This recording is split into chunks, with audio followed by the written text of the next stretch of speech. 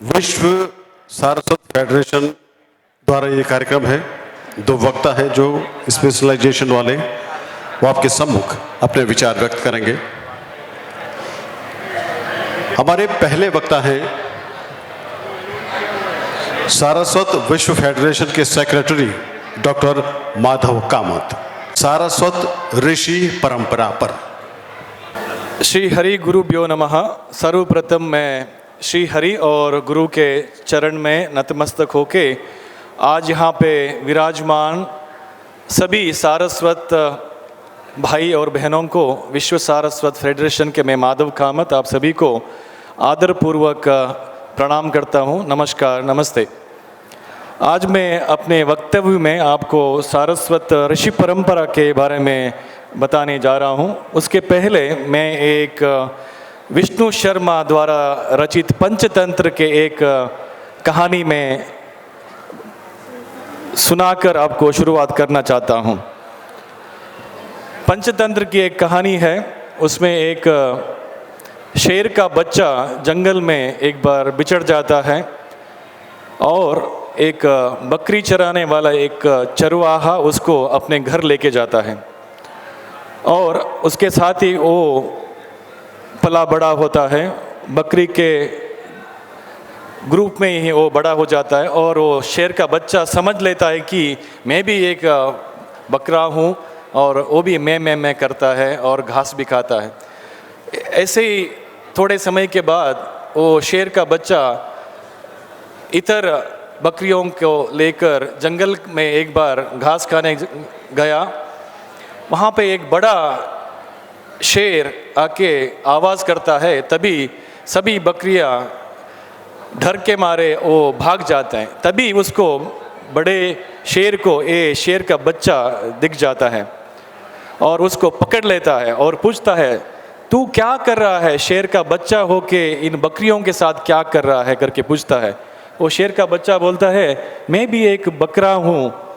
तो बोलता है, तुम अपने मूल स्वरूप को नहीं पहचानते हो। वो उसको लेके एक तालाब के पास लेके जाता है और उसको पानी में अपना प्रतिबिंब दिखा देता है।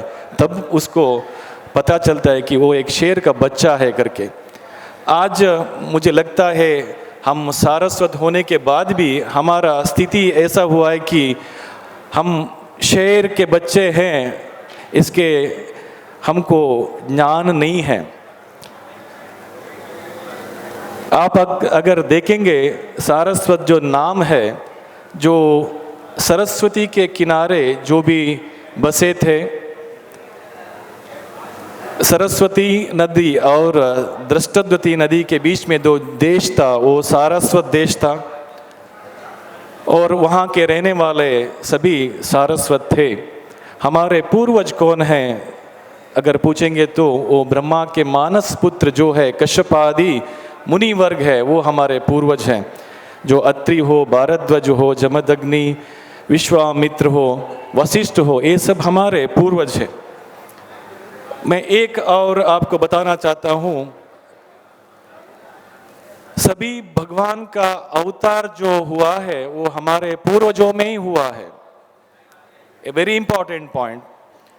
भगवान राम कौन थे? कोई बताना चाहेगा भगवान राम कौन थे? वो वशिष्ठ कुल में पैदा हुए हैं, वो भगवान राम थे, मतलब हमारे ही कुल में पैदा हुए हैं। भगवान कृष्ण कौन थे? भगवान कृष्ण अत्रि गोत्रज है, अत्रि ऋषि के परंपरा में जो आए हैं वो भगवान कृष्ण है। भगवान वेदव्यास कौन है? भगवान वेदव्यास वशिष्ठ कुल के हैं। वशिष्ठ के पुत्र शक्ति, उसके पुत्र पराशर, उनके बेटे हैं भगवान वेदव्यास। दत्तात्रेय कौन है? भगवान दत्तात्रेय, वो अत्रि कुल के हैं। अत्रि के और अनुसूया के बेटे भगवान दत्तात्रेय हैं। कपिल भगवान जो विष्णु के अवतार है, वो भी एक महर्षि है, हमारे कुल के हैं। और परशुराम कौन है? जमदग्नि के बेटे, वो भी हमारे पूर्वज है। मैं यही कहना चाह रहा हूँ, हमारे अगर पूर्वज देखें, वो भगवान, सभी भगवानों का अवतार हमारे कुल में ही हुआ है। मगर कहीं हम एक इस बात को समझने में हम थोड़ा पीछे रह गए हैं। आज हमारे बीच में ऋषि परंपरा नहीं है मगर गुरु परंपरा है। उसी परंपरा से हमारे गुरु भी आज है। मैं एक एग्जाम्पल देना चाहता हूँ। अब बाज़ार में कितने तरह के आम हैं, आपको मालूम है। दशहरी है, अल्फोंसो है, बहुत तरह तरह के आम हैं। क्या रेट में बिकते हैं आम? 400-500 रुपये के जी, 1000 रुपये के जी, उतना ही। एक आम जापानीज का एक आम है मियाज़ाकी करके, उसका 1 किलो का दाम 1 लाख रुपए है। कितना? 1 लाख रुपए। हम अभी बात कर रहे हैं 400-500 रुपए का आम की दाम, मैं बोल रहा हूँ 1 किलो आम का दाम 1 लाख रुपए। क्यों इतना डिफरेंस है बाकी आमों में और ये मियाज़ाकी में? क्योंकि उसमें विशिष्टता है। उसका स्वाद हो, उसका रुचि हो, उसका कलर हो, उसका उगाने का कला हो, या उसमें एंटीऑक्सीडेंट ये है, ये सब उसका विशेषता है। इसी तरह सारस्वतों में भी ये सब विशिष्टता हमारे यहाँ है। हमारे में ब्रह्म तेज है, हमारे में आंतरिक जो ऊर्जा है वो है। वो दूसरों में बिल्कुल हमको दिखने को नहीं मिलता है, मगर फिर भी हम में वो आंतरिक ऊर्जा है, प्रकाश है और ब्रह्म तेज है। इसलिए हम दूसरों से अलग है। ये बात को मैं फिर से दोहराना चाहता हूँ। हमारे यहाँ जो स्थैर्य है, धैर्य है, विश्वास है, ये सब बाकी लोगों से अलग है। मैं इस समय में यही आपसे विनम्र प्रार्थना करता हूँ कि जो ब्राह्मण हो के जो भी हमको करना है वो करना है। जो नित्य अनुष्ठान हो या हमारा जो यज्ञ का कार्य है, यह वेद अध्ययन है, ये सब हम करेंगे तो हमको दुनिया में हमको उसका मूल्य हमारा वृद्धि हो जाएगा। नहीं तो हम सिर्फ नाम के लिए ही सार्वसत रह जाएंगे, गुण से या वैशिष्ट से नहीं पहचाना जाएंगे। आज मेरा सेशन का यही एक वक्तव्य का मूल उद्देश्य है कि हम कौन है इसका जानकारी हमको होना चाहिए। और हमारा जो नित्य कर्म जो है, वेद अध्ययन, बाकी सब करना चाहिए। व्यापार व्यवहार ये सब हमारा कौशलता है, क्षात्र तेज हम में है। फिर भी हमारा जो बेसिक फाउंडेशन है, अगर उसके अलावा हम हमारे इसको वृद्धि नहीं कर सकते हैं। इसी में वक्तव्य के साथ में मेरा 2 ही शब्द मैं समाप्त करता हूँ। नमस्कार, धन्यवाद। भाई प्लीज आप पधारें मंच पर। डॉक्टर राघेंद्र पाई आपसे बातचीत करेंगे सारस्वत सूत्र योगा और ज्ञान प्रभा पर। आप मैसूर से आए हैं और वहां योग के प्रशिक्षक हैं। वेद व्यास योग प्रतिष्ठान मैसूर में आप योग करवाते हैं। हरिओम। स्लाइड आने का वक्त हम सब लोग प्रार्थना करेंगे। कीप योर बैक स्ट्राइट, आराम से बैठ जाइए। दोनों हाथ अंजलि मुद्रा में, कृपया प्रणाम कीजिए। श्वास अंदर लेते हुए नाभि से आप ओमकार पठन कहिए। मेरा हिंदी तो बहुत गड़बड़ है। श्वास अंदर लीजिए प्लीज, एक साथ। ओम।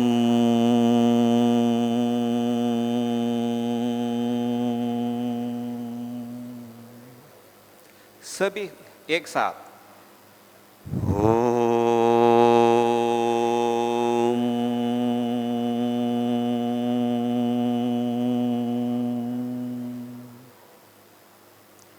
Finally,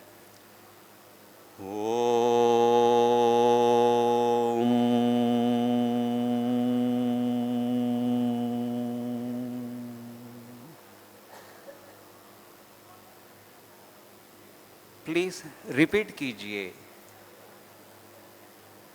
योगेन चित्तस्य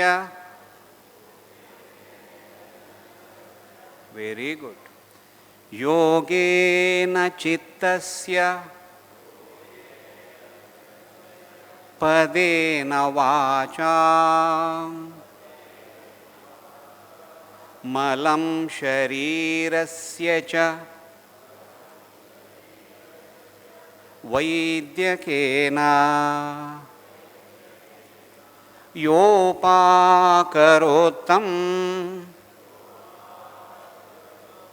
प्रवरं मुनीनां पतञ्जलिं प्राञ्जलिरानतोऽस्मि। ओम शांति शांति शांति।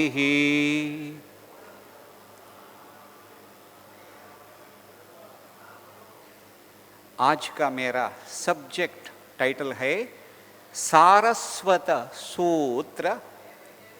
ये ज्ञान प्रवाह के रूप में योग है।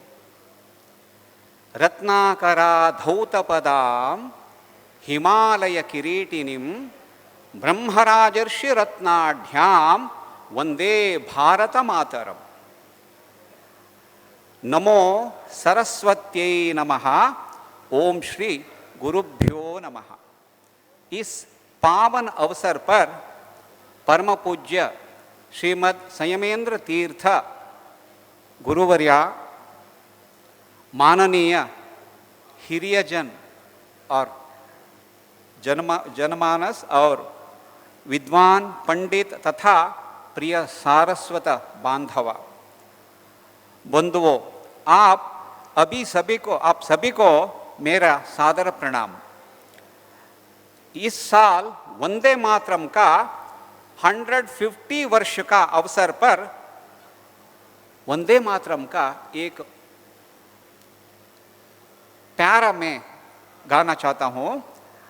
त्वं हि दुर्गा दश प्रहरण धारिणी वाणी विद्यादायिनी नमामि त्वां नमामि कमलाम अमलाम अतुलाम।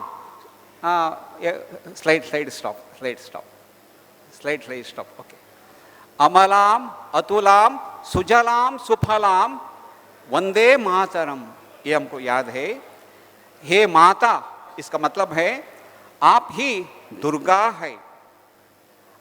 10 प्रकार के दिव्य अस्त्रों को धारण करने वाली आप वाणी और विद्या प्रदान करने वाली माँ सरस्वती है। ऐसा उसका मतलब है। आज हम योग को केवल शारीरिक अभ्यास के रूप में नहीं, अपितु अंतर्ज्ञान और विश्वमानवीय विज्ञान रूप में सारस्वत परंपरा के ज्ञान प्रवाह के दृष्टिकोण से समझने का प्रयत्न करेंगे। माता सरस्वती ये प्राण देवता है, ज्ञान देवता है, विद्या देवता है। ये देश का आध्यात्मिकता, वेदों का प्राण है। योग के दृष्टि में प्राण का अनुभूति हम अब करेंगे। ये 20 या 30 मिनट का मेरा उपन्यास आप सब लोगों को यादगार बनना चाहते, इसलिए मैं आपको एक एक्टिविटीज देना चाहता हूँ। इसमें आप हमारा प्राण का अनुभूति कर सकते हैं। आप सहमत है? सभी एक साथ दोनों हाथ ऊपर कीजिए, आराम से हाथ हिलाइए, सब लोग कीजिए। अभी दोनों हाथ ऐसे करते घर्षण करेंगे। बताइए, श्री राम जय जय राम।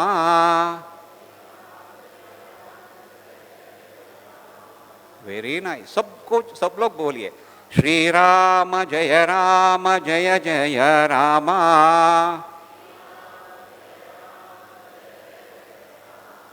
श्री राम जय जय राम।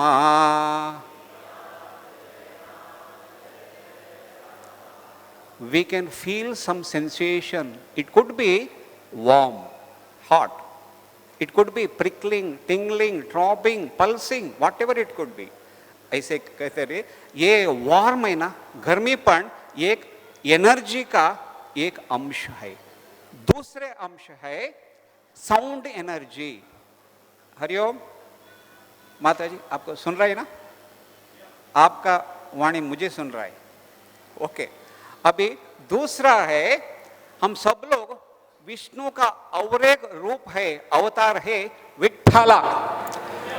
आप विठ्ठला विठ्ठला चांट करते करते आपका हृदय का स्वास्थ्य मजबूत कर सकता है। ये साइंटिफिकली प्रूव्ड है। दोनों हाथ तालियां बजाते, अब आप चांट करना विठ्ठला विठ्ठला विठ्ठला विठ्ठला। Very good. विठ्ठला विठ्ठला विठ्ठला विठ्ठला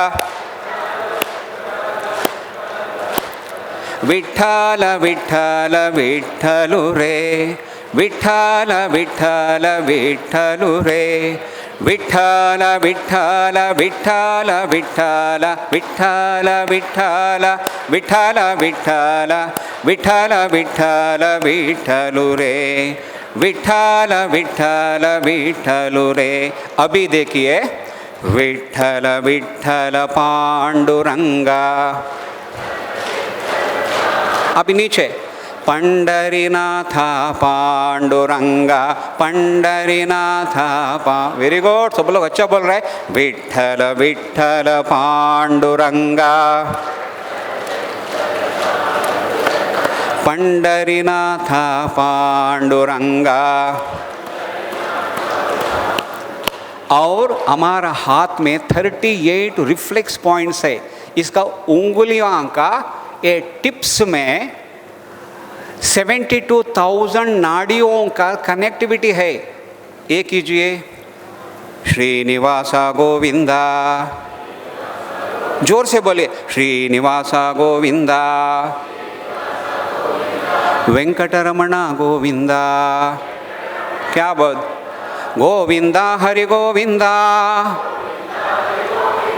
गोविंदा हरि गोविंदा, वेंकटरमण गोविंदा। ये तीसरा है हमारा दोनों, ये 4 उंगलियां फोल्ड करना। अब फोल्ड कहाँ करता है? वहाँ हार्ट, लंग्स, किडनी और पैनक्रियास का रिफ्लेक्स पॉइंट्स है। फोल्ड कीजिए, ओपन कीजिए। श्री राम जय जय राम। सब लोग बोलिए राम राम राम। श्री राम जय राम, श्री राम जय राम, श्री राम जय राम, श्री राम जय राम। अभी ये वेरी इंपॉर्टेंट संदर्भ है। दोनों हाथ अंजलि मुद्रा करना, प्रणाम कीजिए। अभी आपका आंख क्लोज करना, दोनों हाथों का बीच स्लाइट गैप देना, स्लोली वाइडर एंड क्लोजर। दोनों आंख बंद कीजिए, close your eyes and wider your palm and closer. दूर कीजिए, नज़दीक कीजिए। हमारा दोनों हाथों का बीच कांति या मैग्नेटिक पावर आप महसूस कर सकते हैं। Attraction repulsion, closer wider. ये अट्रैक्शन रिपल्शन हमारा प्राण है, हमारा एनर्जी, हमारा ऊर्जा। This is called biomagnetic plasmic energy. Very good, very good. दोनों हाथ अंजलि मुद्रा कीजिए। भगवान परशुराम के, सरस्वती मैया के। Very good. अभी बताइए किसके हाथ का अंदर चुंबक या अयस्कांतीय शक्ति का महसूस कर लिया, मैग्नेटिक पावर, क्या बात है, हाथ छोड़िए, आप सब लोग योगी गण है, सारस्वत है ना, होना ही चाहिए। Very nice, very nice. एक बार माँ सरस्वती को प्रार्थना करेंगे, जोर उच्च कंठ से बोले, सरस्वती, क्या बात है, नमस्तुभ्यं वरदे कामरूपिणी विद्यारंभं करिष्यामि सिद्धिर्भवतु मे सदा। Very good. सारस्वत कौन है, इसका व्युत्पत्ति में बताना इच्छित हो। सारस्वत वह है जो सरस्वती नदी के भांति ज्ञान और विवेक के निरंतर प्रवाह में जीवन जीता है, वो सारस्वत है। इसका व्युत्पत्ति मैं बताना चाहता हूँ। सरस मतलब सरोवर, सार जल और चैतन्य, वती या वत मतलब युक्त, धारणा करने वाला। सरस्वती मतलब ज्ञान, वाणी, चैतन्य की दैवी शक्ति सरस्वती माँ है। कौन है सारस्वत? जो सरस्वती तत्वों को अपने जीवन में प्रवाहित करता है, वो है, आप बताना, वो है सारस्वत। हम है सारस्वत। सारस्वत परंपरा का अर्थ वेद, धर्म, संस्कृति और आध्यात्मिक अध्ययन का सतत संरक्षण और संप्रेषण है।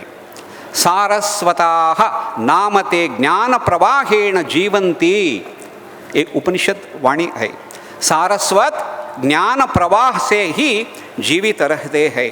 सारस्वत केवल एक जाति नहीं, यह ज्ञान, संस्कृति और योग मार्ग है।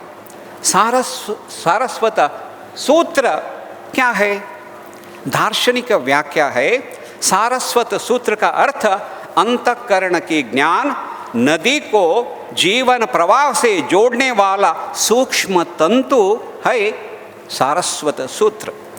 इसके अंतर्निहित अर्थ अध्ययन की निरंतरता, ज्ञान, भक्ति, राज, हठ, योग का समन्वय और गुरु शिष्य परंपरा द्वारा ज्ञान का संप्रेषण है सारस्वत सूत्र।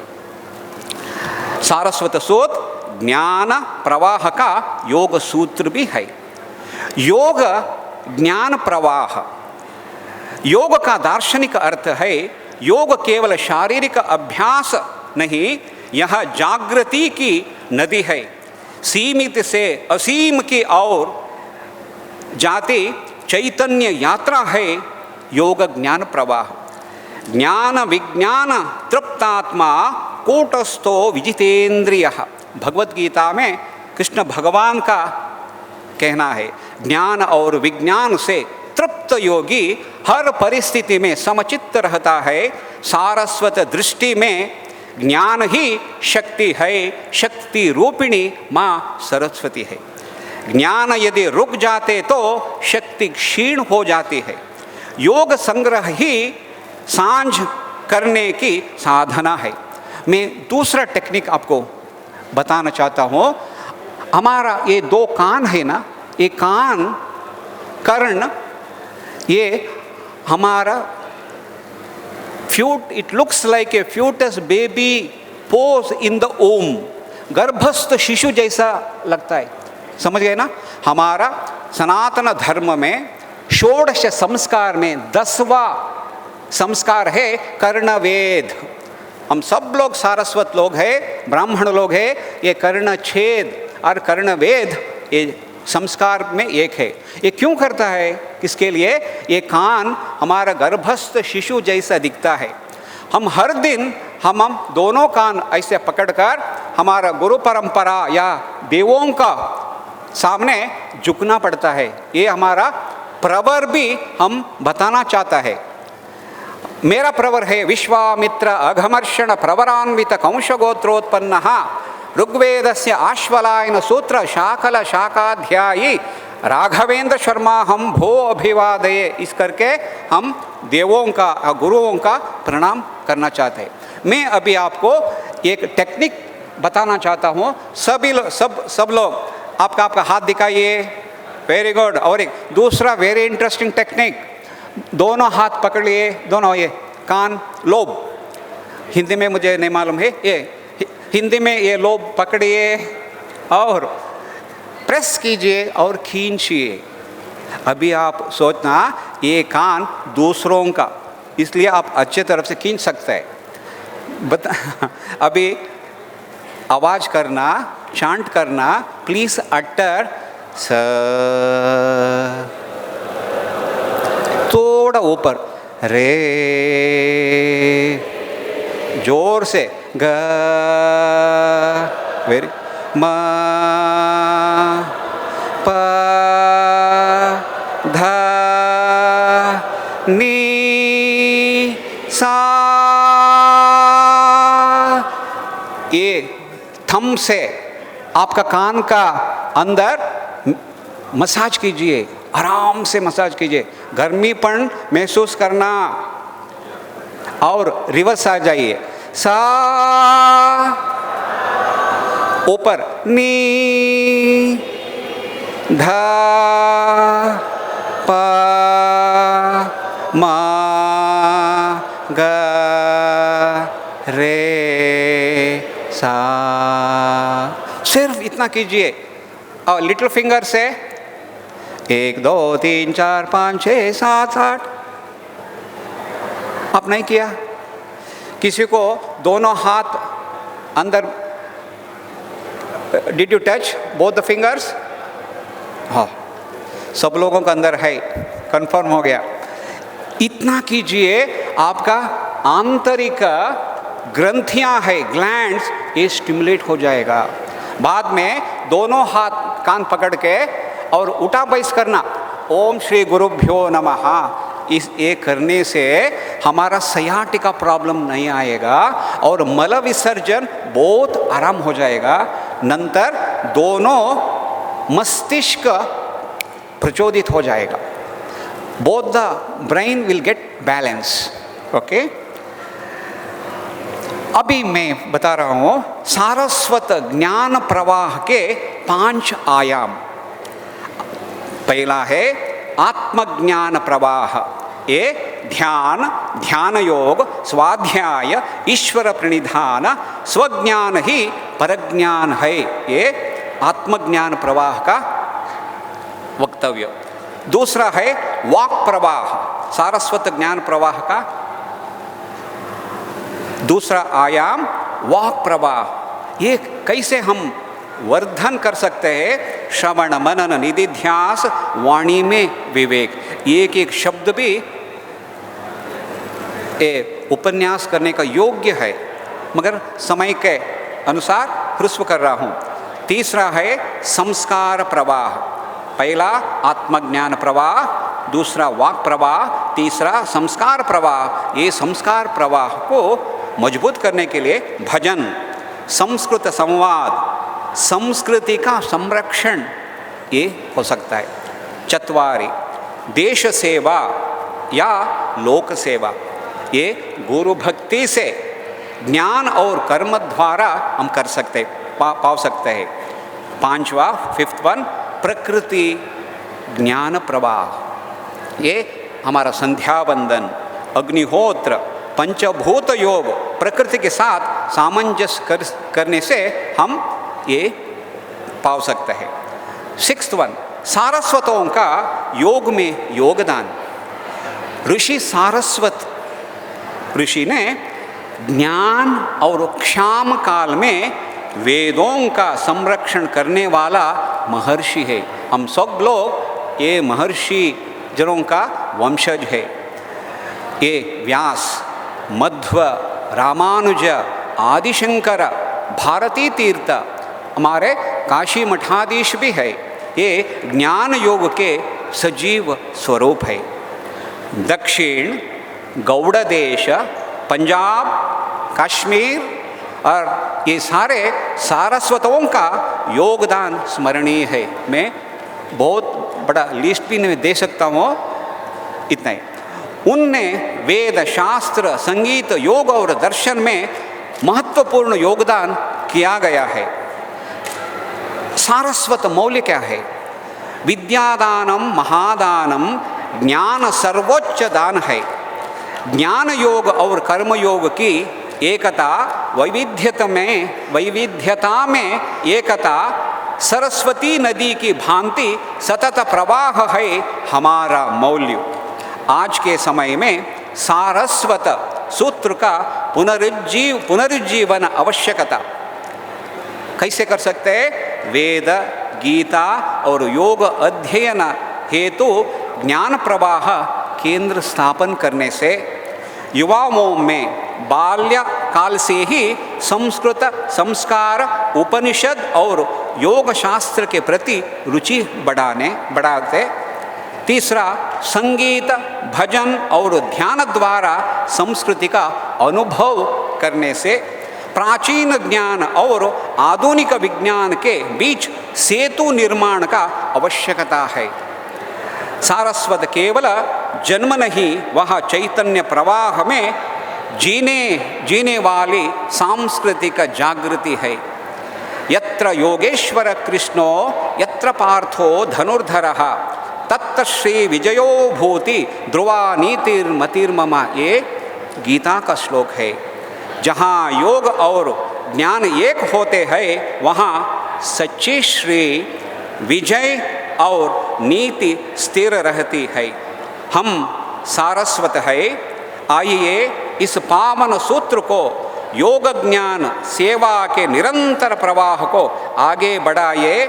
यही हमारा सारस्वत धर्म है। गायत्री मंत्र है ज्ञान, वीणानाद उसका स्वर, मानव देह वह शारीरिक वीणा है जो उस स्वर को धारण करती है। Make your effort, let things happen, let things happen. Make your effort, let things happen, let things happen. Do your duty, leave the rest to heaven. Things what make links to your ideal. Be prepared for any ordeals. Rush not, push not, let things happen. That shall come and the battle shall be won. Make your effort, let things happen, let things happen. Vande Mataram. ओम सरस्वत्यै नमः। ओम श्री संयमेंद्र तीर्थ गुरुभ्यो नमः। Are you happy? If you are happy, clap twice, only twice. 1, 2, that's all. Very good. When you are happy and you know it, clap your hand. Only 2 claps.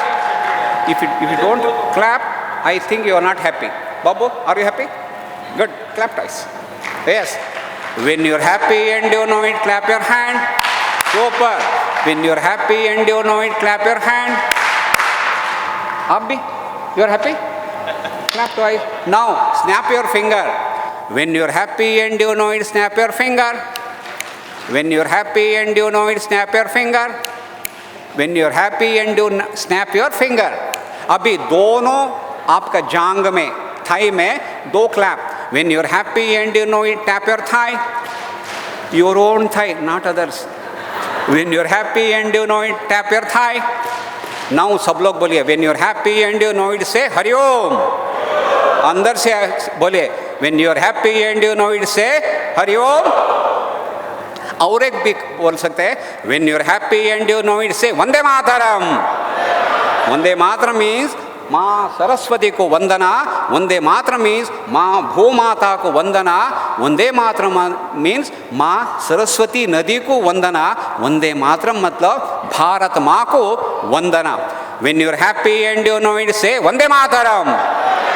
Finally से जय हिंद। नहीं, ये ऊपर जाकर आना चाहिए, इतना अंदर से आना चाहिए। जय हिंद मतलब भारत माँ को जय। When you are happy and you know it, say जय हिंद। सुपर। अभी 5 भी एक साथ कर सकते हैं क्या? 1 1 1 1 1 1 वंदे मातरम, जय हिंद करेंगे। नो चौ चौ, be alert. Finally when you're happy and you know it, do all 5 1 1 1 1 1 1 Vande Mataram, जय। मैं बताया चौ चौ मतलब ऊपर नीचे जाएगा। Finally, when you're happy and you know it, if you really want to show it, when you're happy and you know it, do all 5 1 1 Vande Mataram, जय हिंद। जय सरस्वती नमः। भगवान परशुराम के, भारत माता के, सनातन धर्म के।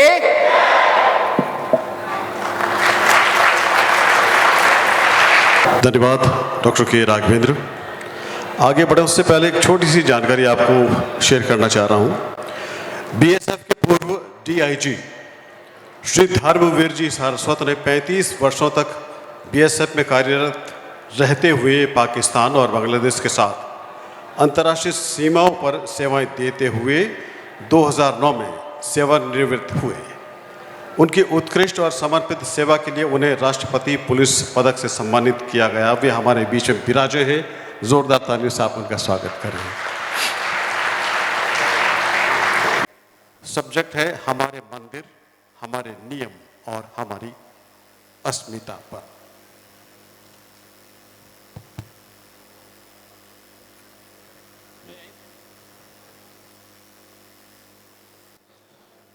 मैं सोच रहा था राघवेंद्र जी का सेशन खत्म ही ना हो, ताली बजाते ही रहें, कान पकड़ते ही रहें। तो विराट कोहली और रोहित शर्मा के बाद बैटिंग करने वाली बारी मेरी है। तो बहुत अच्छा एक योगा सेशन उन्होंने लिया, इसके लिए मैं आभारी हूं। ये सारस्वत टैलेंट है हमारा। इतने चैतन्यपूर्ण मंच में लगता है कि मां सरस्वती लुप्त नहीं हुई, हम सभी के बीच, हम सभी के दिलों में है। इस धारा को आपने रखा, इसके लिए मैं दोबारा आपको प्रणाम करता हूं। जोधपुर के समस्त प्रज्ञावान सारस्वत बंधुओं को मेरा प्रणाम। पहले मैं इस विषय पे मेरा प्रेजेंटेशन आपको मैं प्रस्तुत करूंगा। हमारे मंदिर, हमारी अस्मिता के। ये मंदिर कोई जानता है हम में से? ये मंदिर यहीं का है, राजस्थान का है? कोई बताए? हाँ, श्रीनाथ जी का नथद्वारा मंदिर, श्रीनाथ जी का मंदिर। Next slide. ये मंदिर जानते हैं कोई? ये मंदिर की विशेषता, ये भी राजस्थान में है। इसको जानते हैं? कोई बता सकते हैं? कोई हाथ ऊपर करें, बताएं। ये सिरोही में है मां सरस्वती का मंदिर। सिरोही के पास 5-10 किलोमीटर बाद ये मंदिर है। इसकी विशेषता है, नहीं इससे पहले वाली स्लाइड पे ही रही है। इस मंदिर की विशेषता है कि यहां विद्यार्थी, छात्र पेन और पुस्तक प्रेजेंट करते हैं। ये अकेला मंदिर जिसमें पेन और पेंसिल, पुस्तक प्रेजेंट होते हैं। तो ये मंदिर के बाद ये मंदिर मानते हैं कोई? हाँ, पी श्री कृष्ण मंदिर। तो जिन्होंने आंसर दिया उनको ताली तो बनती है। तो देख, श्रीनाथ जी, मां सरस्वती और पी के श्री कृष्ण, इनके बीच में एक बहुत ही इंटरेस्टिंग लीगल थ्रेड है। नेक्स्ट। अच्छा, ये मंदिर को कोई हाँ, मुल्की श्री वेंकटरमण मंदिर। ये अपने बंधु राघवेंद्र पै जो हैं और उनके साथ हमारे बंधु जो सारस्वत फेडरेशन के, तो ये दोनों इसी एरिया के हैं। मैं इसी माइक लेता। तो नेक्स्ट। अच्छा, ये जो मैंने मंदिर आपको दिखाए, इनमें एक विशेषता है कि ये सारे केसेस, सिर्फ वो मां सरस्वती का जो मंदिर है सिरोही में, उसको छोड़ के ये सारे मंदिर के केसेस जो हैं वो सुप्रीम कोर्ट तक गए थे। बहुत ही इंटरेस्टिंग बात है। आप देखेंगे ये श्री टिकायत श्री गोविंद लाल जी महाराज का केस पहली बार राजस्थान में चला तो टिकायत जी का ये कहना था कि it is a denominational temple, मतलब ये हमारे परंपरा का, ये हमारे डिनोमिनेशन का, हमारा जो सेक्ट है उसका मंदिर है, ना कि गवर्नमेंट का।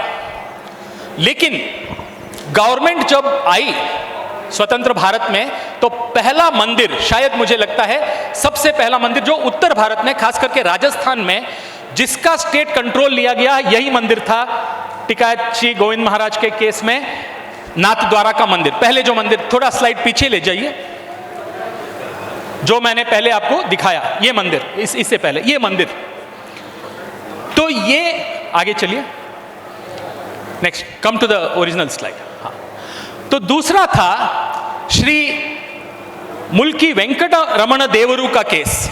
ये बहुत ही इंटरेस्टिंग केस है। इसमें सरकार का कहना था ये सार्वजनिक मंदिर है, ना कि सारस्वतों का मंदिर। ये सारा केस मद्रास एंडोमेंट एक्ट के तहत चला। 1927 मद्रास एंडोमेंट एक्ट के बाद first time religious endowment act चला स्वतंत्र भारत में। उसमें इस मंदिर को, मुल्की मंदिर को, पहला वाला वो मुल्की मंदिर का जरा फोटो दिखाइए, इस मंदिर को कहा गया कि ये सार्वजनिक मंदिर है, गवर्नमेंट का मंदिर है, गवर्नमेंट कंट्रोल करना चाहती थी। तो नेक्स्ट चलिए स्लाइड पे। तो उस केस में सारस्वतों की जीत हुई। सारस्वतों ने, ये ताली बनती है भाई, खास करके दक्षिण कन्नड़ के सारस्वत ब्राह्मण समाज ने इस केस को सुप्रीम कोर्ट तक ले जाके जितवाया, जीता।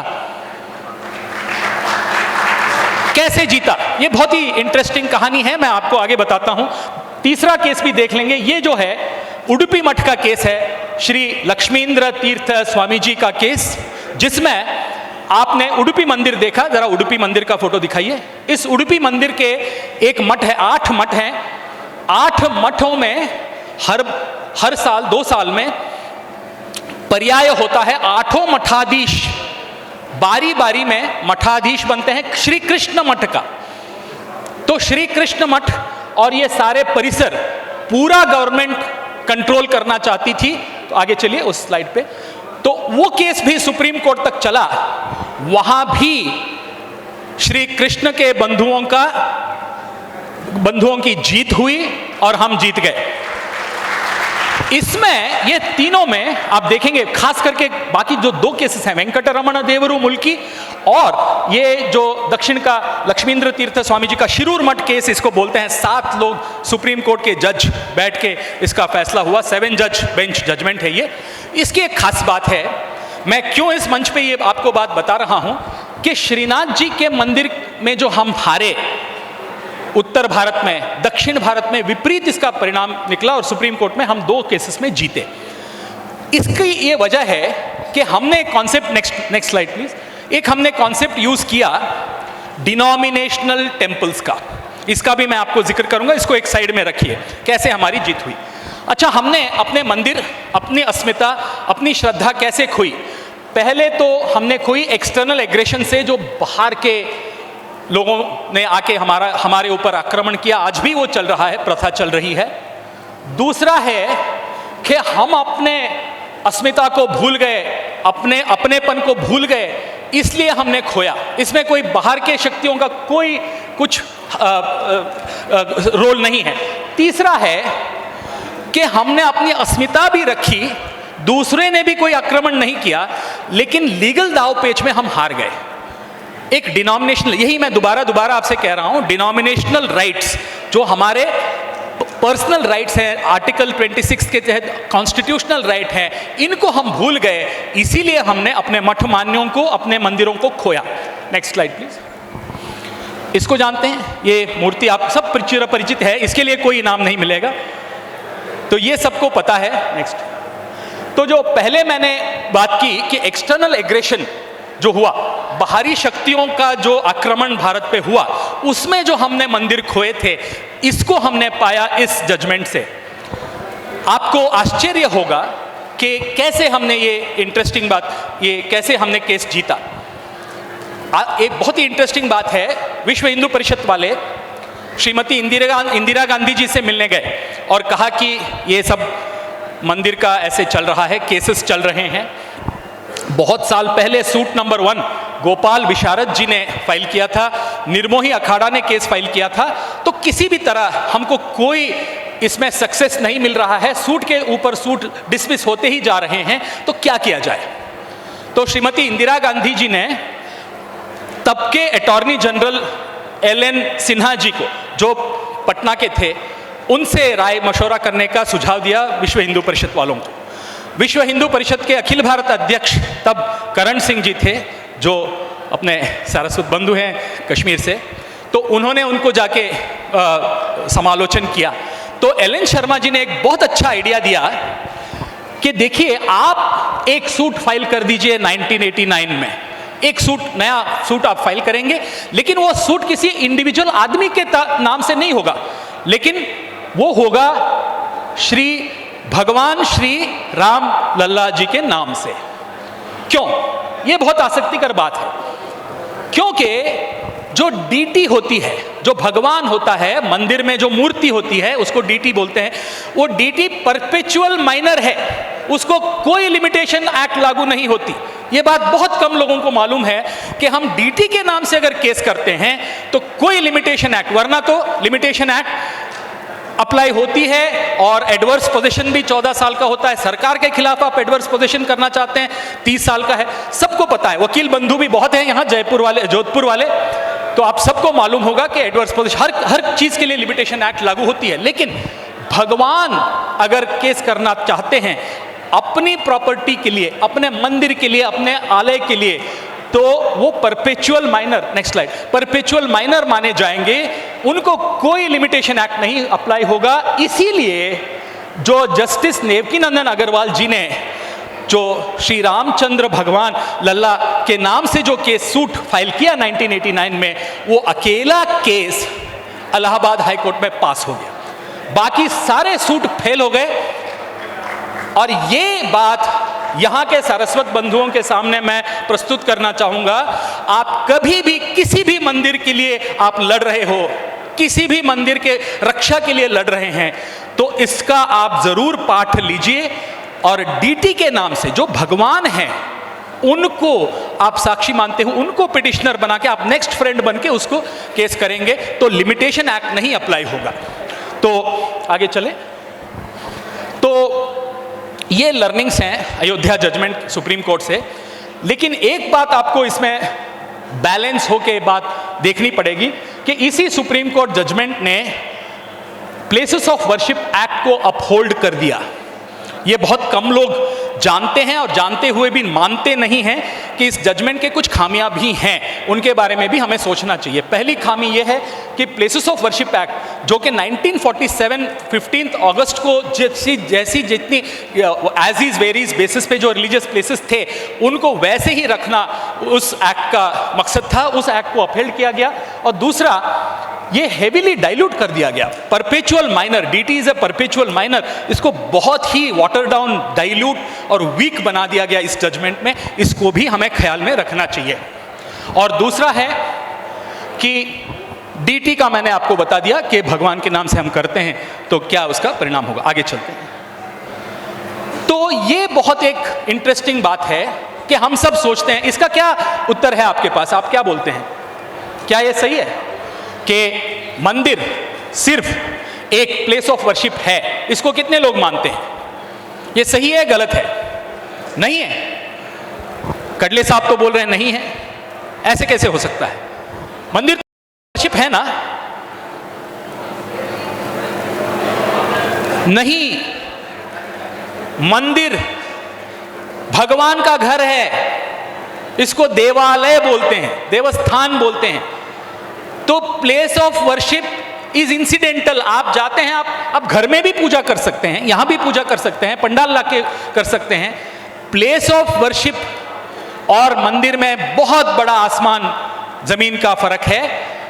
प्लेस ऑफ वर्शिप कहीं भी हो सकता है, your house can be place of worship, लेकिन मंदिर जो है वहां प्राण प्रतिष्ठा होती है, इसलिए वो भगवान का घर है। तो जो कानून बना था प्लेस ऑफ वर्शिप एक्ट का, इसको हमें ये किस सोच से बनाया गया था, वो सोच ये थी कि वो प्लेस ऑफ वर्शिप है, जैसे मस्जिद है, कोई गिरजाघर है, सिनेगॉग है, ऐसा है नहीं है। मंदिर भगवान का घर है। तो इसलिए अगर किसी को उस बारे में बात करने की कोई छूट है या हक है तो भगवान को ही है। हम सिर्फ नेक्स्ट फ्रेंड बन सकते हैं। आगे चलिए। तो ये हमारी वही जो मैंने बात कही वही मैंने यहाँ कही है। नेक्स्ट, ये मंदिर हमारी मंदिर है, गोवा का एक प्रसिद्ध मंदिर है। पहला वाला स्लाइड दिखाइए जरा। ये तो आपको मैं निमंत्रण देता हूँ कि आप दक्षिण में आए, गोवा आए और हमारे मंदिर देखें। दक्षिण कन्नड़ आए, उत्तर कन्नड़ आए, तो हमारे सारे मंदिर मठमान्य वहाँ हैं, जरूर आए। तो नेक्स्ट, ये देखिए, ये दूसरों के लिए, सरकार के लिए मंदिर एक पैसा बनाने का जरिया है या कंट्रोल का एक जरिया है या ज़्यादा से ज़्यादा एक प्लेस ऑफ वर्शिप है। हमारे लिए नहीं, ये हमारी अस्मिता है, क्योंकि भगवान उसमें बसते हैं और उनका वो घर है। आगे चलिए। तो क्या हमारा वे फॉरवर्ड रहेगा मंदिरों के विषय में? पहले तो मैं गुजारिश करूंगा हमारे समस्त सारस्वत बंधुओं से, आप किसी भी प्रॉपर्टी खरीदने जाते हैं, कोई 30, 40, 30 स्क्वायर फीट का एक छोटा भी घर खरीदना चाहते हैं, वकील के पास जाते हैं कि उसका कोई केस तो नहीं है, कुछ तो नहीं है। लेकिन हमारे मंदिरों के बारे में कौन सोचता है आजकल के? उसके ऊपर कितने केसेस हैं और उस मंदिर का क्या आइडेंटिटी नंबर है? उस नंबर, कितने ही मंदिर हैं, लाखों करोड़ों मंदिर हैं भारत में। तो हर एक मंदिर का कोई यूनिक आइडेंटिटी नंबर नहीं है आज भी। हम सबका है, आधार कार्ड है, सब कुछ, रेशन कार्ड है, सब बनाया हुआ है। लेकिन भगवान का या मंदिर, भगवान के जो घर हैं, उनका कोई आइडेंटिटी आज तक नहीं है। देखिए, आप देखेंगे जब वक्फ एक्ट आया, उम्मीद एक्ट का उसका नाम है, तो हम सब ने, बहुत लोगों ने उसकी जम के आलोचना की कि पहले वाला वक्फ एक्ट ऐसा था, वैसा था, अभी नया एक्ट आ गया, उम्मीद जग गई, बहुत अच्छा है। अरे वो तो उनका एक्ट है, आपके पास कोई ऐसा एक्ट है जो आपकी रक्षा करने वाला है, आपके मंदिर की रक्षा करने वाला है? कोई एक्ट नहीं है आपके पास। सरकार ने जितने भी एक्ट आपके बारे में बनाई हैं, वो सब मंदिर को कंट्रोल में लेने वाली हैं, ना कि उस प्रॉपर्टी को बचाने वाली। इसमें आप वक्फ एक्ट में बहुत लोगों को सुन के ताज्जुब होगा कि एक डिजिटल पोर्टल है जिसमें वो सारी डॉक्यूमेंट्स, जितने भी मस्जिद हैं इंडिया में, उन सब का रिकॉर्ड, लीगल रिकॉर्ड्स वहां डिजिटाइज किया जाता है और वो सारा परपेचुअली स्टोर्ड है।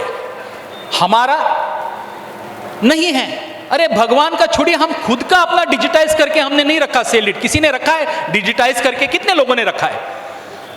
तो हमारे मठों का, हमारे टेम्पल्स का कोई डिजिटाइज रिकॉर्ड हमने नहीं रखा। इसी उम्मीद एक्ट को मैं आपको नतमस्तक होके आपको मैं रिक्वेस्ट करता हूं, एक बार वक्फ एक्ट पढ़िए और ऐसा कोई कानून बनाइए जहां पे हमारे मंदिर और हमारी अस्मिता भी इसी तरह बच जाए। तो लास्ट में मैं एक बात कहना चाहूंगा आपसे, किसी पॉलिटिकल नेता या पार्टी, कोई भी सरकार, कुछ भी हो, लेकिन हमारे राइट्स के बारे में हमें हमेशा चौकन्ना रहना चाहिए और इन बातों का ख्याल रखना चाहिए कि हमारी अस्मिता सबसे बड़ी है, कोई उसका मुकाबला नहीं, हम उसको सरेंडर नहीं करेंगे किसी के भी पदतल पे। तो आगे, तो ये आखिरी में एक इंटरेस्टिंग बात है, डिनोमिनेशन का मतलब क्या है? इसको शिरूर मठ के केस में सुप्रीम कोर्ट ने कहा है कि डिनोमिनेशन का मतलब है, जैसे हम सारस्वत हैं, सारे है ना सारस्वत?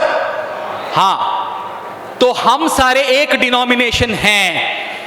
हमारे मंदिर में जो पूजा होगी, पूजा पद्धति होगी और हमारे जो कंट्रोल होगा वो हमारे हाथ में होगा।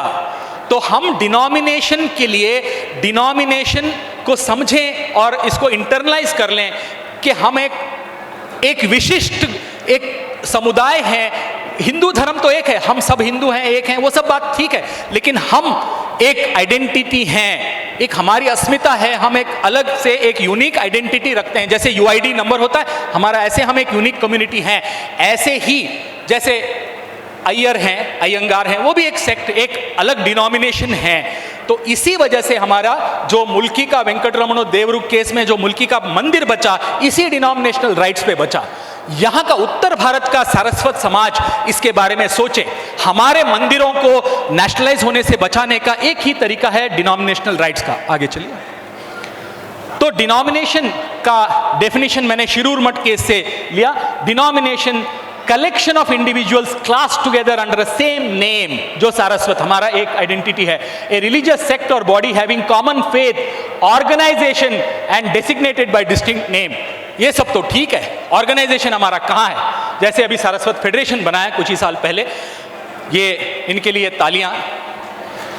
जो आपने ये प्रोग्राम किया, इस जरिए से हम सबको इकट्ठा किया, एक परिवार को, जॉइंट फैमिली को आने दिया यहाँ, इसके लिए ये ऑर्गेनाइजेशन जरूरी है। आपको डिनोमिनेशनल राइट चाहिए तो आप ऑर्गेनाइजेशन बनाएंगे।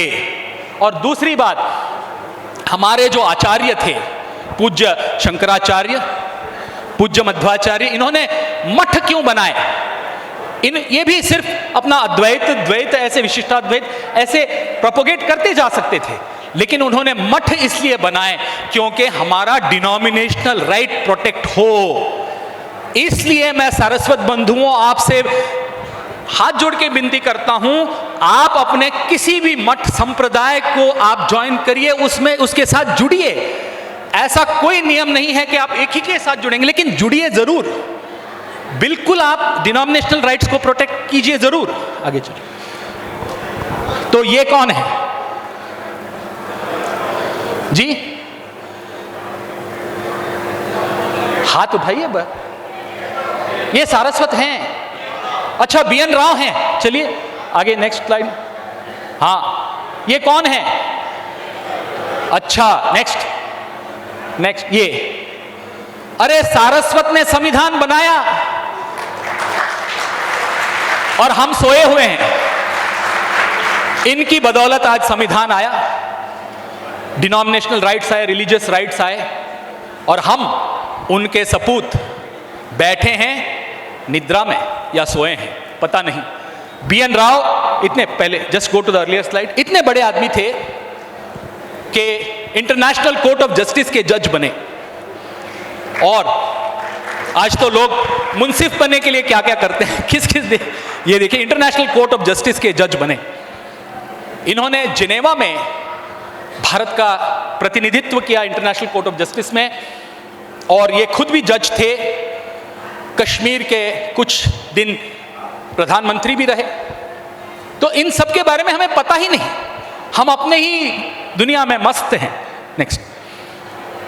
तो ये जो आज संविधान हमें मिला है, उसका भरपूर हमें उपयोग कर लेना चाहिए।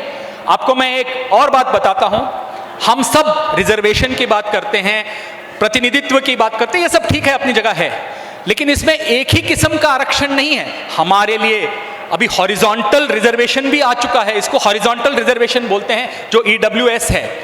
मुझे पता नहीं कितने लोगों ने EWS के लिए अपने आप को रजिस्टर करवाया, किसी ने नहीं करवाया होगा, बहुत लोगों ने नहीं करवाया। कई सरकारों ने EWS आज तक जारी नहीं किया, इकोनॉमिकली वीकर सेक्शन का।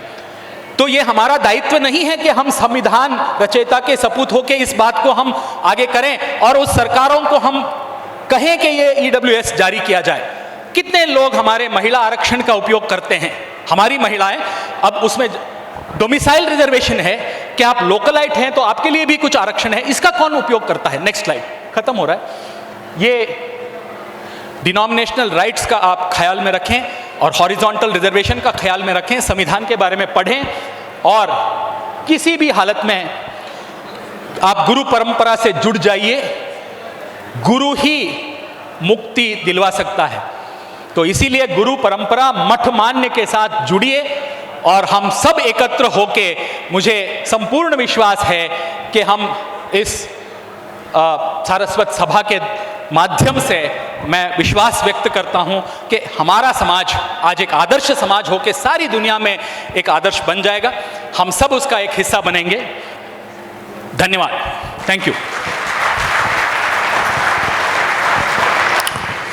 धन्यवाद। न जाने क्यों सोए हुए हैं, और BN राव को देखकर फिर से एक आग प्रज्वलित होती है। मेहनत थोड़ी करनी पड़ती है, कहते हैं ना क्या, बिना मेहनत के तख्तो ताज नहीं मिलते। बिना मेहनत के तख्तो ताज नहीं मिलते और जुगनू कभी रोशनी के मोहताज नहीं होते। खुद में आग पैदा करें ना हम, जुगनू को कोई दूसरी रोशनी नहीं चाहिए, खुद में जलाएं। चलिए एक ऐसे मुद्दे पर बात करने जा रहे हैं जहां घर छोड़ने की टीस है, अपनों से बिछड़ने का दर्द है और कई बरसों से बहते आंसू है। किसी परिंदे को अपना घर छुड़ा दिया जाए और वहां पर कोई दूसरा आबाद हो जाए और अपनी तरसती आंखें उसे देखे तो जीते जी मर जाने जैसा होता है। ये कोई बिछड़ भी जाता है ना तो ये दर्द होता ही है कि वो बिछड़ा इस अदा से कि रुत ही बदल गई, वो बिछड़ा इस अदा से कि रुत ही बदल गई। एक शख्स सारे शहर को वीरान कर गया, लेकिन उस वीरानी में फिर से दिए जलाने के लिए, उस वीराने को फिर से आबाद करने के लिए हमारे सारस्वत बंधु फिर से तैयार हो गए हैं। बड़ा ही संजीदा टॉपिक है ये, कश्मीरी पंडितों के संघर्ष की कहानी। कश्मीर से विशेष रूप से जोधपुर पधारे हैं हमारे बीच में श्री सुशील पंडित और रविंद्र पंडिता। मंत्री गजेंद्र शेखावत हमारे बीच में कल आने वाले हैं और वो भी शिरकत करना चाहते हैं, तो ये एक प्रोग्राम मुलतवी किया गया है। जो स्पेशल सम्मान वो हम कल करने वाले हैं। जी प्लीज बताएं।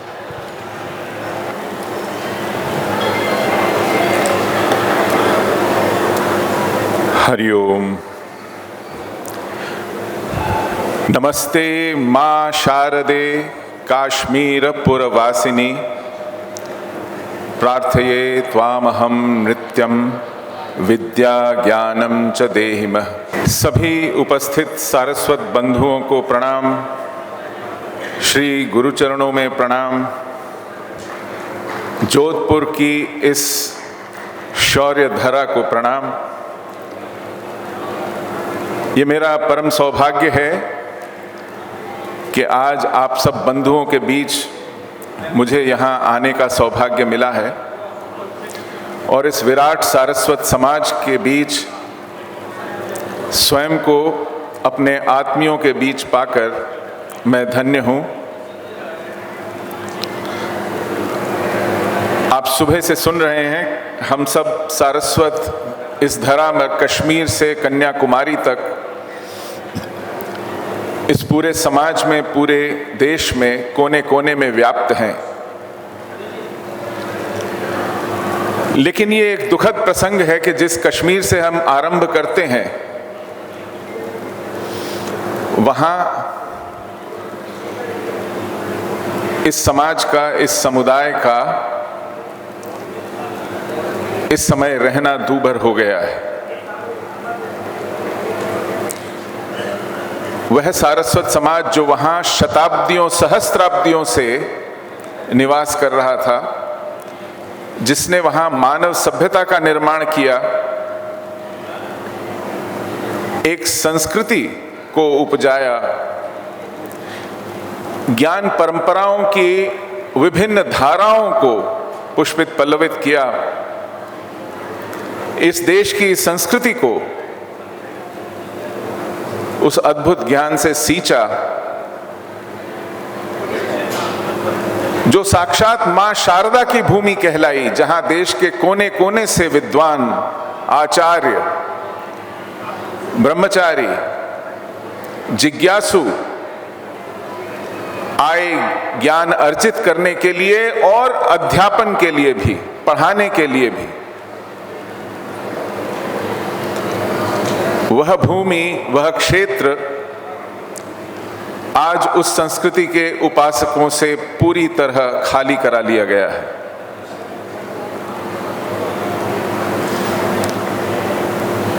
मैं जब स्वयं अपना परिचय देता हूं, आज गुरु महाराज ने कहा कि आप अपने गोत्र से पहचाने जाते हैं। मैं उपमन्यु गोत्र का हूं। उन्होंने प्रवर ऋषि परंपरा की बात की, तो मेरे गोत्र के प्रवर ऋषि हैं ऋषि पराशर, ऋषि वशिष्ठ, श्री भरद्वासव्य, श्री ऐन्द्रिय मदन, ये सब महर्षि इस मेरी गोत्र प्रवर परंपरा के महर्षि हैं। और अपना परिचय देते हुए अपने ही इस समुदाय में मुझे बहुत हर्ष और गौरव की अनुभूति हो रही है।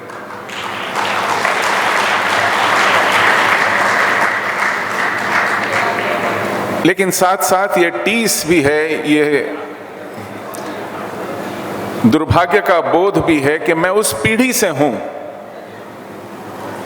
ये दुर्भाग्य मेरी पीढ़ी को देखना लिखा था कि अपनी सैकड़ों पीढ़ियों की इस परंपरा को आज उस भूमि पर हम नहीं देख पा रहे हैं। हमारे जीवन में ये कर्तव्य होता है कि जो हमें मिला उसे अक्षुण्ण रखकर उसमें कुछ योगदान देकर अगली पीढ़ी को थमाना होता है। हमारा कुछ नहीं होता। जो परंपरा है, जो धरोहर है, हम उसके ट्रस्ट कीपर्स होते हैं, हम उसके संरक्षक होते हैं और उसका संरक्षण संवर्धन करते हुए हमें उसे आगे देना होता है।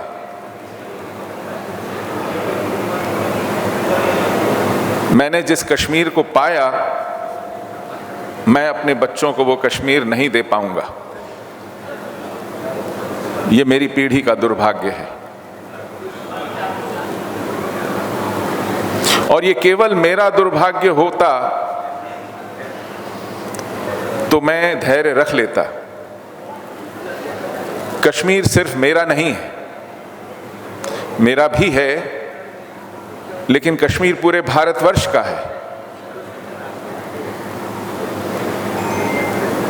पिछले 1000 वर्षों में जो कश्मीर ने अनन्य विद्वान दिए भारत भूमि को, उनमें सबसे अग्रणी थे आचार्य अभिनव गुप्तपाद। उन आचार्य अभिनव गुप्तपाद 900 वर्ष पूर्व जब हुए, उनसे मिलने मदुरई के मधुराज योगी आए थे। उनकी ख्याति इतनी फैल गई थी पूरे देश भर में।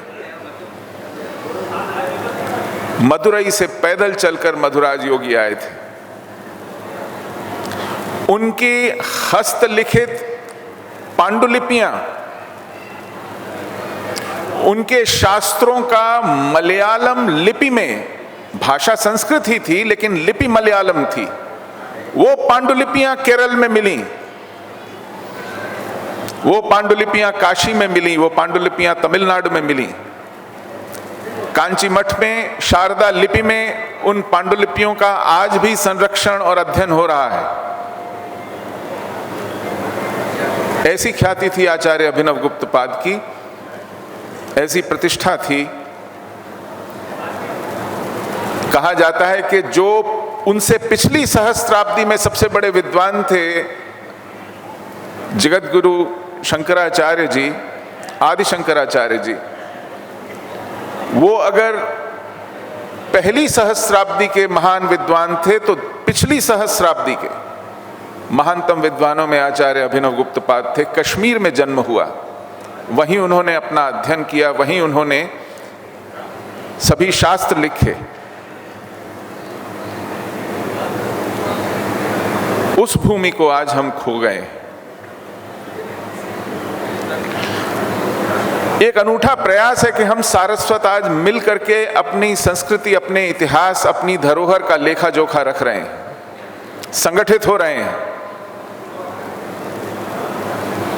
इसके लिए घनश्याम ओझा जी और उनकी टीम ने जो अभूतपूर्व प्रयास किए हैं, जो मेहनत की है, उसे मैंने स्वयं देखा, उसकी एक झलक मैंने भी पाई।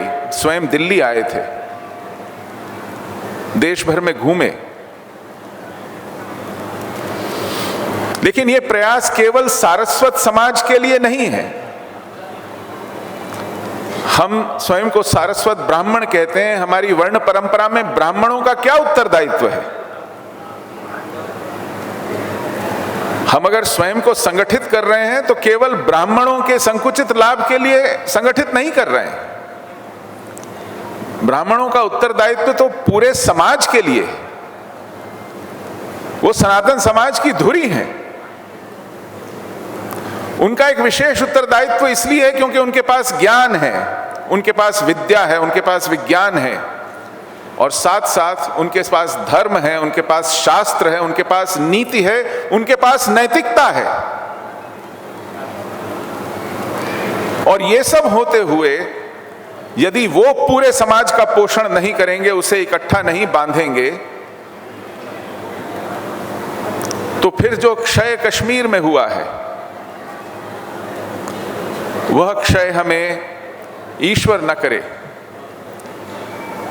देश के अन्य स्थानों पर होते हुए देखने को हम अभिशप्त होंगे। यह सम्मेलन, ये प्रयास, ये संगठन किसी क्षुद्र लाभ के लिए, किसी संकुचित ध्येय के लिए नहीं है। यदि इस देश की भूमि निरापद नहीं होगी, आपदों से मुक्त नहीं होगी, तो कौन सा समाज बचेगा? कौन सा समाज बचा है कश्मीर में? उन्होंने भेद नहीं किया कि कौन सारस्वत है, कौन सारस्वत नहीं है, कौन किस वर्ण का है, कौन किस समूह का है, कौन किस समुदाय का है, किसका कौन सा गोत्र है, किसके कौन से प्रवर ऋषि हैं। उन्होंने इसमें भेद नहीं किया। जिसको सनातन का पाया, उसके समूल नाश के लिए जो कुछ कर सकते थे किया। आज मैं आपसे संबोधित हूं इस क्षण बांग्लादेश में जो हिंदुओं की दुर्गति हो रही है। कल दीपू चंद्र दास की नृशंस हत्या की गई, उसका गोत्र किसी ने नहीं पूछा, क्योंकि उसकी पहचान हिंदू थी, वो सनातनी था। उसको पीट पीट कर, यातना देकर मारने का प्रयास किया, और अभी वो जिंदा था तो उसको पेड़ से जलाकर जिंदा जला दिया। कल की घटना है, 24 घंटे नहीं हुए हैं अभी इस बात को।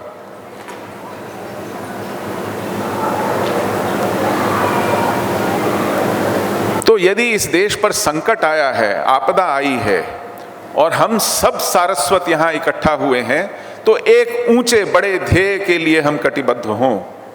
मेरे श्री गुरु चरणों में हमारे जो मार्गदर्शक संत वृंद हैं,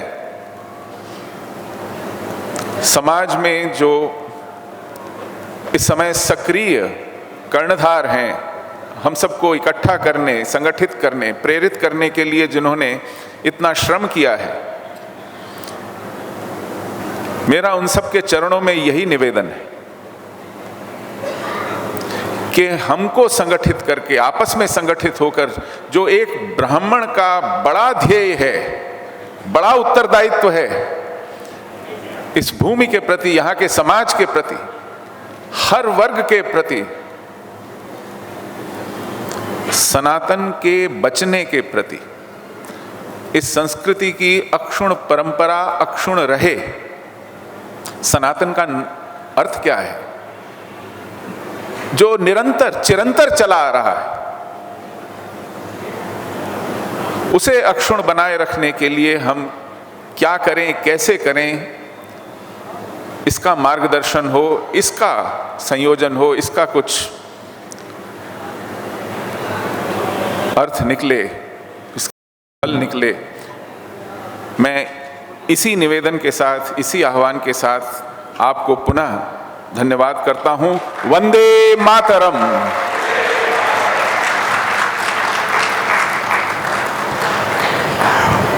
थैंक यू सुशील पंडित जी।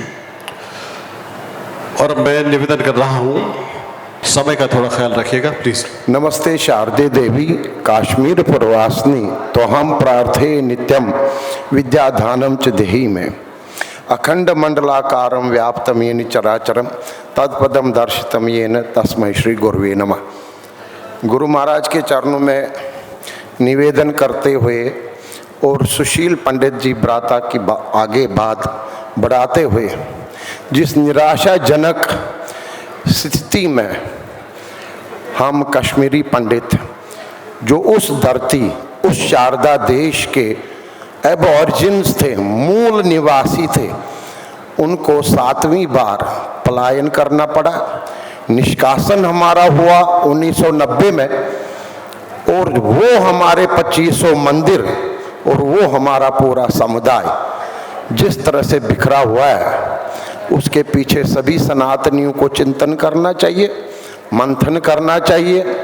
पर साथ में ही अगर 7वीं बार हमको 1990 में निष्कासित किया गया, 6 बार हम पहले भी वापस आए हैं। जब से वहाँ पे हम खाली इस्लामी दौर का पहले जिक्र ना करें, इतिहास में उससे पहले भी थोड़ा पीछे जाएं। जब कश्मीर मंडला जो शारदा देश के नाम से जाना जाता था, ये कंबोडिया से लेके ईरान तक एक देश था जिसमें बड़ी प्रसिद्ध यूनिवर्सिटी हमारी शारदा यूनिवर्सिटी थी। शारदा लिपि की बात करें कि शुरू में हमारे वेद कैसे कैसे आकाशवाणियाँ हुई, हमारे ऋषियों ने कैसे कैसे वो एक दूसरे को आगे बढ़ाते बढ़ाते लीनेज में आगे दर्शाई। फिर ब्राह्मी लिपि आई, फिर शारदा लिपि आई। शारदा लिपि से ही हमारा सारा देवनागरी, संस्कृत, गुरुमुखी, तिब्बतियन, नास्तलिक से पहले उर्दू भी जो है शारदा लिपि में लिखी जाती थी, ये सब लुप्त हो गई। और करते करते हम 1990 का जब पलायन देख रहे हैं कि अब हम देश विदेश में बिखरे हुए हैं कश्मीरी पंडित। और जैसा यहाँ पे ओझा बंधुओं ने ये आयोजन किया है कि सरस्वत ब्राह्मण को लेके ही शब्द नहीं है, हम सब सनातनी हैं, हम सब उस आदि शंकराचार्य को पहले नमन करें जिसने बुद्धिज्म से हमको पहले बचाया और सनातन को पुनर्जन्म दिया शारदा पीठ से। 273 BC से सम्राट अशोक से लेके 751 AD सम्राट ललिता द्वितीय तक जो बुद्धिज्म का प्रकोप रहा शारदा देश में, सनातन का एक भी आपको स्क्रिप्चर 6वीं शताब्दी का, 7वीं शताब्दी का नहीं मिल रहा है। और आदि शंकराचार्य जी वहाँ जाते हैं और वहाँ जो है अंतिम डिबेट मंडन मिश्रा से करके बुद्धिज्म को एक तरह से मैं पराजित भी नहीं कह सकता हूँ, हटा के अपनी अद्वैत फिलॉसफी ले आके 4 मठ 4 कोनों में स्थापित किए, पूरी द्वारकाधीश, ज्योतिष मठ और साउथ में श्रृंगेरी। मैं चारों शंकराचार्यों से जुड़ा हूँ, एक मिशन लेके चला हूँ कि जो हमारी मूल पीठ है, जहाँ से हम सरस्वत ब्राह्मण कश्मीरी पंडित नाग पिशाच के बाद कन्वर्ट होके कैसे वही एबॉर्जिन्स की जो शारदा पीठ है, इष्ट देवी है शारदा देवी, उसको कैसे हम भूल चुके हैं। और आज उसकी हालत ये हुई है, ये जर्जर हालत हुई। 2006 से पत्रावली करके हमने बात आगे बढ़ाई, सरकारों को लिखा, कई प्रदर्शन किए, कोई सुनवाई नहीं है क्योंकि हमारे शंकराचार्यों जो ने चारों ने वो जोर नहीं लगाया, सनातन का वो जोर नहीं लगा जो लगना चाहिए था शारदा पीठ को खोलने का। 2005 से एक भारत और पाकिस्तान के बीच ट्रीटी हुई, उसमें इधर के लोग उधर जाते हैं, पीओके में जो हमारे 37 मंदिर और श्राइन्स वहाँ भी है जर्जर हालत में। वहाँ एक भी हिंदू नहीं है। 10 जिले जो हमारे ऑक्यूपाइड है, 10 जिले हमारे कश्मीर के, 10 जम्मू संभाग के। सभी शंकराचार्यों को मैंने आज तक देखा, हम जी कश्मीर आए, श्रीनगर आते हैं डल लेक तक, शंकराचार्य हिल पे चढ़ के वापसी। भाई जो हमारा शारदा देश है, जो हमारे कब्जे में शारदा पीठ है, जिसके कारण आज चारों मठ है, जिसके कारण आज हम सप्तऋषि के 5101वां साल है हमारा सभी सरस्वत ब्राह्मणों का। अपने पंचांग के हिसाब से हमारी सभ्यता 5000 से साल से ज्यादा पुरानी है। तो हमें कोई और अब्राहमिक रिलीजन या और कोई धर्म क्या सिखाएगा। हमारा आज सप्तऋषि जो मेरा पंचांग है उसमें 5101वें साल में हम हैं, पर शारदा पीठ 1947 में जिस तरह से किवाड़ बंद हुआ और हम भूल गए, बड़े सम्मेलन हमने करे पर कुछ नहीं हुआ। जो अब हम मूल जो हमारा प्रतिबिंब है वहाँ पीओके में, जब तक हम उसको वापस हासिल करेंगे तब तक चैन नहीं मिलेगा। अब उस सिलसिले में मैंने बड़ी जो है चीज़ें करी आगे। मैंने जी वहाँ का सुप्रीम कोर्ट से भी ऑर्डर प्राप्त किया 2018 में कि शारदा का एनक्रोचमेंट रोका जाए। हमने उसकी सैंक्टिटी के लिए भी वहाँ पे जद्दोजहद करी। पीओके से ऑर्डर लिया हमने कि वहाँ जूते उतार के बोर्ड लगवाए, जूते उतार के अंदर जाए, अन्यथा वो इसको किला कहते हैं। और आज लेटेस्ट नैरेटिव पाकिस्तान ने ये बनाया कि हिंदू यूनिवर्सिटी नहीं थी, ये बुद्धिस्ट यूनिवर्सिटी थी। तो इसके पीछे सभी सनातनियों को जागना पड़ेगा। वहाँ की ज़मीन उसका भी रिकॉर्ड मैंने मंगवाया। अब भी वहाँ पे वो जिला कुपवाड़ा लिखते हैं और शारदा तहसील। तो हमने शारदा खोलते खोलते हमारी एक उम्र गुजर गई। अभी 2018 में मैंने भी 2 बार परमिट अप्लाई किया उधर जाने के लिए। वर्तमान में भारत और पाकिस्तान की ट्रीटी को लेके एक्सटर्नल अफेयर्स ने वो रिजेक्ट करी, हमको नहीं जाने दे रहे हैं। वहाँ के मुसलमान इधर आ रहे हैं, यहाँ के मुसलमान उधर जा रहे हैं। दोनों मुल्कों ने ये ट्रीटी बनाई कि जिसके रिश्तेदार हो वो जा सकते। हमारा कोई रिश्तेदार नहीं है वहाँ, कोई हिंदू नहीं, कोई सिख नहीं, पर हमारी सबसे बड़ी आस्था जुड़ी है। शारदा माँ को कैसे हम वहाँ पे देख सकते हैं कि खंजर वहाँ खंडर हालत में। इसके लिए पीछे हमने जो है जद्दोजहद करनी पड़ेगी। इस कड़ी में 75 वर्ष बाद मैं एलओसी की तरफ खूब घूमा।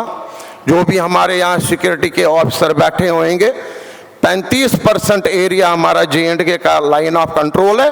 खामखा की लकीर जो पंडित नेहरू के टाइम पे कायम हुई, उससे विभाजन हुआ। हम उधर नहीं जा सकते हैं, वो इधर नहीं आ सकते हैं। तो मजहबी राहदारी रिलीजियस कॉरिडोर्स खोलने के लिए मेरी भी जद्दोजहद है, चल रही है। उस सिलसिले में करतारपुर खुला, सिख भाइयों की दूसरी यात्रा भारत ने खोली पाकिस्तान से बात करके। मैं पहला कश्मीरी पंडित हूं जो करतारपुर गया पहले जत्थे में, और जो मैं ही रविंद्र पंडिता शारदा पीठ के लिए जाना चाहता हूं, मेरी सरकार मेरा परमिट जो रद्द करती है। ये विडंबना है कश्मीर का सलूशन ढूंढने का। इस टाइम मुझे जो दिख रहा है, हमारे मंदिर जो है ये नर्व सेंटर्स है। हम अपने मंदिर दोबारा कायम करें, दोबारा अपने मोहल्ले में। अब 2500 मंदिर तो हम बना नहीं सकते, प्रमुख जहाँ जहाँ मंदिर हैं उनको कायम करें, खड़ा करें, रेनोवेट करें, वो जगह वापस ले। और इस सिलसिले में सबसे खतरनाक जगह 2006 से मैं घाटी में रहता हूँ, 15वां मंदिर जो मेरा अब घाटी का है, वो जगह मैंने वापस ली मुसलमानों से। जो टीटवाल हमारा आखिरी गांव है इंडिया का, करना रीजन में, मिलिट्राइज जोन में, 75 वर्ष के बाद हमने 600 गज का प्लॉट वही वापस लिया जिस पे शारदा टेम्पल और गुरुद्वारा था और जिसको इन्होंने जलाया था 1947 में। तो 1947 का वो मंदिर और वो गुरुद्वारा दोबारा हमने बनाया, इसकी प्राण प्रतिष्ठा करी स्वामी विधुशेखरा भारती जी ने, शंकराचार्य डेजिग्नेट ऑफ श्रृंगेरी। इसका उद्घाटन माननीय अमित शाह जी ने करा, उसमें भी मैंने नहीं जाना। हमने किस तरह से चाणक्य नीति से 15वां मंदिर मैंने, हमारी कमेटी ने, save Sharada committee Kashmir registered ने बनाया। और ये मंदिर सबसे बड़ा सिंबल है, प्रतिबिंब है कि उस शारदा मंदिर को दोबारा कायम करना, श्रृंगेरी से मूर्ति ले आना यात्रा के सूरत में और पूरा कुपवाड़ा तक पहुंचाना और एलओसी पे पहुंचाना और वहां उसकी स्थापना करनी।